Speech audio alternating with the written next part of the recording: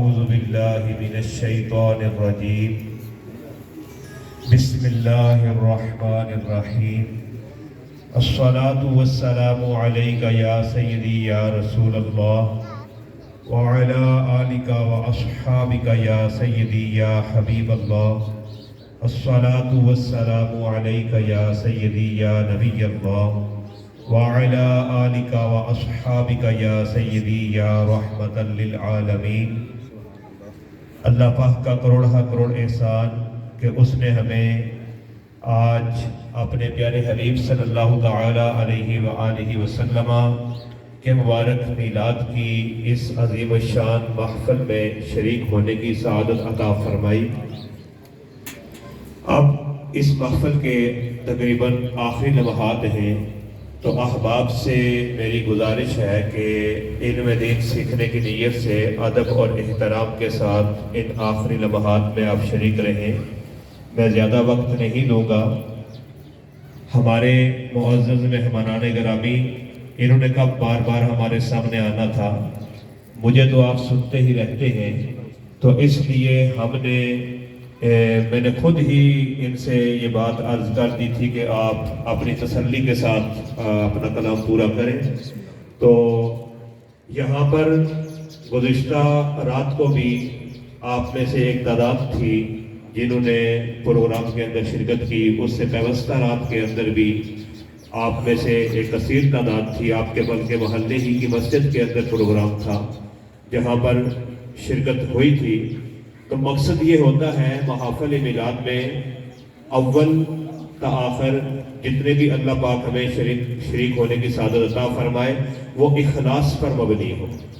کسی پر کوئی احسان نہیں ہے، محض ہم اللہ پاک کی رضا کے لیے یہاں پر آئے ہیں۔ سیدنا امام جلال الدین سیدی شافعی رحمۃ اللہ تعالی علیہ، وہ عظیم الشان ہستی جنہیں 70 سے زائد مرتبہ اپنے کریم آقا علیہ السلام کا دیدار نصیب ہوتا ہے حالت بیداری میں، اور آپ یہ بیان فرماتے ہیں کہ مجھے جس بات کے بارے میں، جس حدیث کے بارے میں ڈاؤٹ ہوتا تھا، میں وہ کریم آقا سے پوچھ لیا کرتا تھا۔ ایسی شانوں والے امام جلال الدین سیدی شافعی رحمۃ اللہ تعالی علیہ، آپ بیان فرماتے ہیں کہ جس گھر، محلے یا مسجد میں میلاد منعقد کیا جاتا ہے، اللہ پاک کے معصوم فرشتے اس گھر، مسجد یا محلے کو گھیر لیتے ہیں، اور اللہ پاک کے مقرب فرشتے یعنی سیدنا جبریل علیہ السلام، سیدنا اسرافیل علیہ السلام، سیدنا عزرائیل علیہ السلام اور سیدنا میکائیل علیہ السلام، جو کہ فرشتوں کے سردار ہیں، یہ تو ان کے لیے جو میلاد پڑھتے ہیں ان کے لیے دعائے رحمت و رضوان کرتے ہیں، اور جس گھر کے اندر میلاد کیا جاتا ہے اللہ پاک اس گھر کو قحط سالی، وبائی امراض، ڈوبنے، آگ لگنے وغیرہ مصیبتوں سے محفوظ فرماتا ہے، اور جس گھر کے اندر میلاد پڑھا جاتا ہے اس گھر کے باسیوں کے آپس میں پائے جانے والے بغض و حسد اور چوری اور اس طرح کی جو دیگر امراض ہیں ان سے ان کی حفاظت کی جاتی ہے۔ اور اسی پر انتہا نہیں، بلکہ جس گھر کے اندر میلاد کیا جاتا ہے، جب اس گھر کے افراد میں سے کوئی وفات پاتا ہے اور قبر میں جاتا ہے تو اس کے لیے میلاد پاک کی برکتیں وہاں پر بھی عطا کی جاتی ہیں، اور نکیرین کے سوالوں کو اس گھر کے فرد کے لیے آسان کر دیا جاتا ہے۔ اللہ تبارک و تعالی ہمارے اس اجتماعی میلاد کے اندر شریک ہونے کو شرف قبولیت عطا فرمائے۔ اللہ پاک نے ہمارے کریم آقا علیہ السلام کو بے مثل و بے مثال بنایا ہے، آپ کی ذات کو بھی بے مثال بنایا، آپ کی صفات کو بھی بے مثال بنایا، اور آپ کو اس قدر شانیں عطا فرمائی ہیں کہ جن کو ہم ایسی محافل کے اندر صرف برکت حاصل کرنے ہی کے لیے بیان کر سکتے ہیں، ورنہ کون ہے جو میرے کریم آقا علیہ السلام کی عظمتوں اور رفعتوں کو کما حق کو بیان کر سکے۔ اختصار کے ساتھ صرف چند ایک روایات پیش کروں گا۔ اور کوشش کروں گا کہ چند منٹ کے اندر تقریباً 25 منٹ تک میں کوشش کروں گا اپنی گفتگو ختم کر دوں. یہ ابھی 18 منٹ ہوئے ہیں. اللہ پاک نے ہمارے کریم آقا علیہ السلام کو جو نام نامی اسم گرامی محمد صلی اللہ علیہ وآلہ وسلم عطا فرمایا ہے، اس لفظ کی شان کیا ہے؟ علماء کرام فرماتے ہیں، سیرت کی مستند کتاب روض العنف کے اندر یہ روایت موجود ہے کہ محمد اس ذات پر بولا جاتا ہے کہ الذی یحمد حمدا بعد حمد،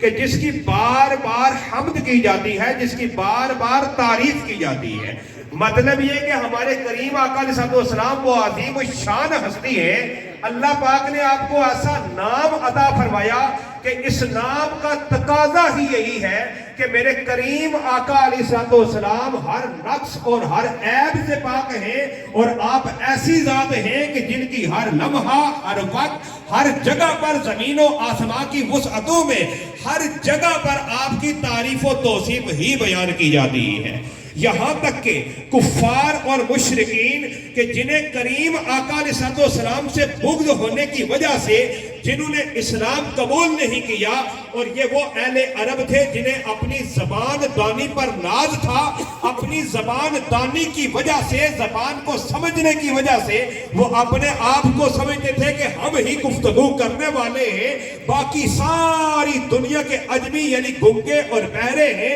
انہیں بات کرنے کا پتہ نہیں. اتنی زبان دانی کی مہارت رکھتے ہوئے جب انہوں نے کریم آقا علیہ السلام کی ذات کے اندر عیب تلاش کرنے کی کوشش کی، انہیں کچھ بھی نہ ملا، پھر بھی اپنی عادت سے باز نہ آئے، اور انہوں نے پھر یوں کہنے لگے محمد ایسے ہیں، محمد ویسے ہیں. جب یہ کہنے لگے، حقیقت میں خود زبان دانی کے ماہر تھے، خود شرم آنے لگی، ارے ہم یہ کیا کرتے ہیں، ہم تو محمد کہتے ہیں، اور محمد تو وہ ہستی ہوتی ہے جس کے اندر کسی قسم کا کوئی نہ نقص پایا جاتا ہے نہ عیب پایا جاتا ہے، وہ تو سراسر تعریف کی کرنے والی ذات ہے. وہ تو ذات ہی ایسی ہے کہ جن کی ہر لمحے ہر وقت تعریف ہی تعریف ہوتی ہے. چلو ہم یوں کرتے ہیں کہ ہم ان کا نام اپنی طرف سے ایک رکھ لیتے ہیں، اور وہ نام انہوں نے اپنی طرف سے ایک گڑھ لیا، اور وہ نام کیا رکھا؟ وہ نام انہوں نے رکھا مزمم. اور پھر مزمم کی مذمت کرتے ہوئے یوں کہنے لگے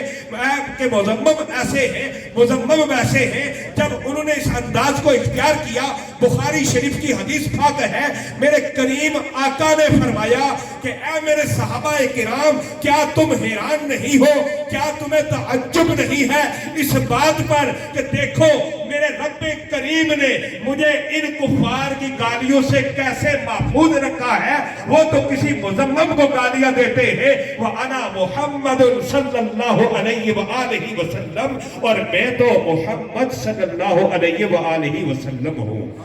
یہ ہے میرے کریم آقا علیہ السلام کی ذات اقدس کہ کفار چاہ کر بھی، کفار کوشش کر کے بھی میرے کریم آقا علیہ السلام کی مبارک ذات کے اندر کوئی عیب نہ تلاش کر سکے. کیوں؟ اس لیے کہ اللہ پاک نے اپنے حبیب کو کی ذات تو ذات آپ کو نام ہی ایسا عطا فرما دیا کہ آپ کے دشمن اس بات سے عاجز آ گئے کہ وہ میرے کریم آقا علیہ السلام کی شان کے خلاف کوئی بات بھی کر سکے. اسی حوالے سے میں ایک اور بات چونکہ 2-3 منٹ ہے میں عرض کر دیتا ہوں کہ میرے کریم آقا علیہ السلام کہ یہ جو نام اقدس ہے یہ اس بات کا تقاضا کرتا ہے کہ آپ ایسی شانوں والے ہیں کہ آپ کی تعریف نہ صرف ایک وقت ایک بار کی جائے بلکہ بار بار کی جائے، 1000 بار کی جائے، بلکہ کرتے ہی چلے جائے یہاں تک کہ لمحات ختم ہو جائے، کلمات ختم ہو جائے. اللہ پاک نے اپنے پیارے حبیب کو اتنی عظمتیں اور رفعتیں عطا فرمائی ہے کہ یہ سارے اوقات ختم ہو سکتے ہیں لیکن میرے کریم آقا کی شانیں ختم نہیں ہو سکتی ہیں. ہم ایک شان بیان کریں، 2 کریں، 10 کریں، کروڑ کریں، لیکن پھر بھی میرے کریم آقا کی شانیں ختم نہیں ہو سکتی. اللہ پاک اپنے پاکیزہ کلام کے اندر ارشاد فرماتا ہے قُلْ لَوْ كَانَ الْبَحْرُ مِدَادًا لِكَلِمَاتِ رَبِّي لَنَفِدَ الْبَحْرُ قَبْلَ أَن تَنفَدَ كَلِمَاتُ رَبِّي وَلَوْ جِئْنَا بِمِثْلِهِ مَدَدًا. کہ اے حبیب آپ اپنی زبان اقدس سے فرما دیجئے کہ اگر تم لوگ اگر सारा ये जो समुंदर है इस समुंदर को स्याही बना दिया जाए और फिर ये लोग अल्लाह के कलिमात को, अल्लाह पाक की बातों को लिखना शुरू कर दे तो ये स्याही खत्म हो जाएगी, अल्लाह पाक की बातें खत्म नहीं होगी। यहां तक कि इस जैसा एक और समुंदर ले आया जाए। ये कहां पर है? ये अल्लाह पाक के पाकीज़ा कलाम के अंदर है। मुफस्सिरीन किराम फरमाते हैं, शेख अब्दुल हक मुहद्दिस देलवी रहमतुल्लाह तआला अलैह, वो अजीम शान हस्ती जिन्हें अपने तो अपने मुनकरीन मिलाद भी मानते हैं, आप फरमाते हैं कि यहां पर कलमात रब्बी से मुराद करीम आका अलैहिस्सलाम की ज़ात अक़दस है। तो अब इस आयत का माना यह बनेगा कि अगर इस सारी दुनिया के अंदर जितने समुंदर पाए जाते हैं वो सारे के सारे स्याही बन जाए, इस कायनात के अंदर जितने कलमकार हैं, जितने लिखने वाले हैं, ये सारे के सारे लिखने के लिए बैठ जाए, समुंदर की सारी स्याही खत्म हो जाए, फिर इनको एक और समुंदर दे दिया जाए, ये लिखेंगे क्या? ये बयान क्या करेंगे? ये करीम आका अलैहिस्सलाम के औसाफ को बयान करेंगे, आपके कमालात को बयान करेंगे, लेकिन ये 2 मर्तबा वाला समुंदर भी खत्म हो जाएगा, लेकिन मेरे हबीब की बातें खत्म नहीं होगी।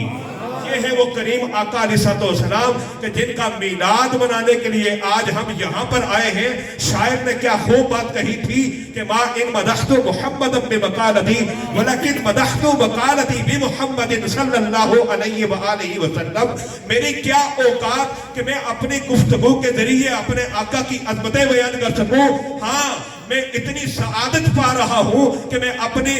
प्यारे आका के जिक्र अक़दस के जरिए अपनी गुफ्तगू को मुज़य्यन कर रहा हूं। अल्लाह पाक आज के इस मिलाद पाक के इज्तिमा की बरकतें हमें अता फरमाए और यहाँ पर हाजिर होते हुए हमने जो गलती कोताही वगैरह हुई उसे माफ फरमाए और जो मकासद थे, जो हमारी नियतें हैं, अल्लाह पाक हमें उनके मुताबिक शर्फ अता फरमाए। व आखिर दअवाना अनिल हम्दुलिल्लाहि रब्बिल आलमीन।